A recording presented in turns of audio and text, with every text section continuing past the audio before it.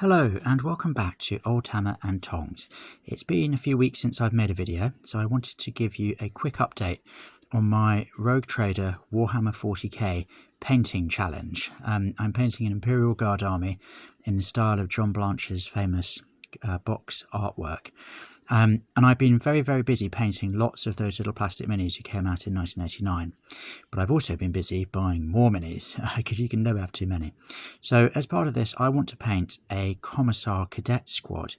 They were listed in White Dwarf 110, and it's basically a squad of fanatical young commissars who are in training to become the real McCoy. So you have a squad of 10 of those, so I needed more commissars. I had 6, and I bought another 6. And they are awesome. I must admit, I quite like the previous owner's colour schemes on here. I think the green works really well. But I'm going to be stripping them and painting them up in a surprise colour scheme I'll tell you about later. But I'm really pleased. I think these will make excellent cadets. You've got the SWAT here wearing his tie, doing his school tie. And then you get this guy who looks really zealous, doesn't he? Actually, congrats whoever previously painted this for getting the script on there. That's great. But yeah, he's got his Imperial tome up there as he sends everyone to their doom. Little Imperial Eagle there. Now looking forward to painting him up. This fellow is an absolute classic, isn't he? Look at that, what a badass with his power fist and his sword. And then this chap, so this is really interesting. These are some of the early commissars, and it doesn't say commissar on the tab, it says chaplain. And that's the same on this one. So maybe in the very early days of sculpting, they hadn't decided that they were going to be called commissars, they might be chaplains. How different life could have been.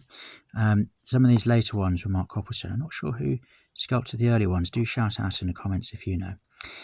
Now, also, I wanted to get some of the early Imperial Guard lead minis. So, in fact, I got that wrong. They're not Imperial Guard, they're Imperial Army. Because in Rogue Trader, the mainstay of the Imperial military force, certainly in terms of numbers, was called the Imperial Army, not Imperial Guard.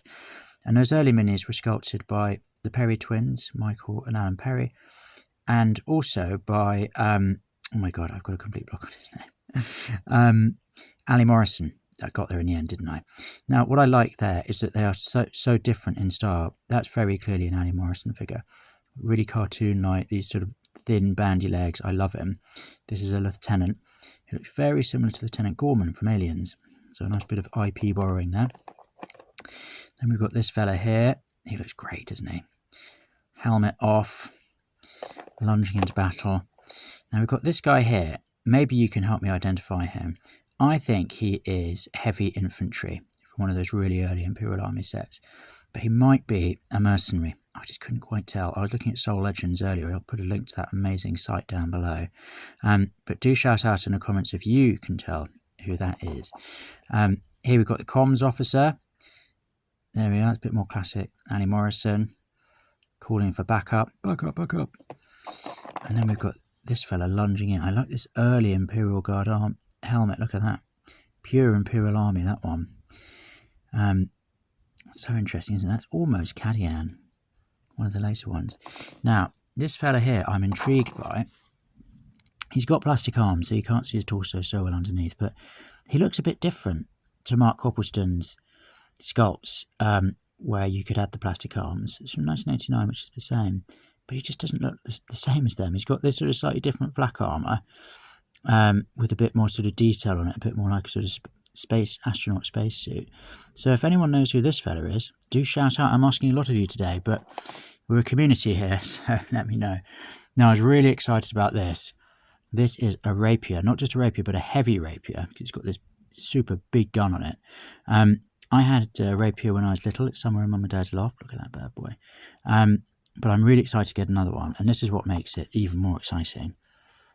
It comes with the original gunner. Look at that guy. Lunging into it. So he's going to go there. So I'll paint him up as well. I might come up with a snazzy different colour scheme for Imperial Artillery. Here's another Imperial Artilleryman, a commander no less. I love that. So they all came as part of the rapier set that I just bought. Now here I went a little bit off piece. These aren't strictly going to be part of my Imperial Guard army. They're going to be part of my Rogue Trader sort of Legends army I'm planning for the future. So these are from Ironclaw Miniatures, which is Bob Ollie's offshoot from Citadel miniatures. I think Brian Anster realised his style was so distinctive, he just needed to have his own brand. And I love this. I think this guy's called Nighthawk, and he's from the Space Pirates series, and he just looks so awesome. He's quite Star Wars, isn't he? Quite Boba Fett with that helmet and mask. And of course, he's got a massive cloak. I love a cloak. So I made a video a while back about a lot of the Essex miniatures, and they don't mark whether or not it was Bob Ollie, but you can always tell because he does love a cloak, and he does a really good cloak. Now this here, I'm so excited about this guy. This is an Imperial Jetpack, I think it's called, another Bob Ollie special, another Iron Claw special, and he is just so awesome. Also, I love the fact he seems to, looks like he might have a beard underneath that space helmet, but look at that. He looks like an astronaut, really, doesn't he? Which is what it actually says there, astronaut. And he does look like an astronaut. So there were two of these. There was one, this guy who's about to take off, and then you got another one who was in mid-flight, so you had to use one of the little transparent plastic stands for him to keep him flying. So yeah, those two are ones for the future, and I'm very, very excited about painting them one day.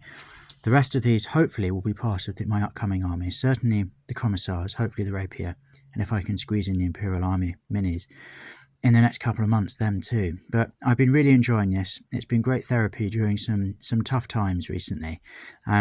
So I do apologise for the lack of video.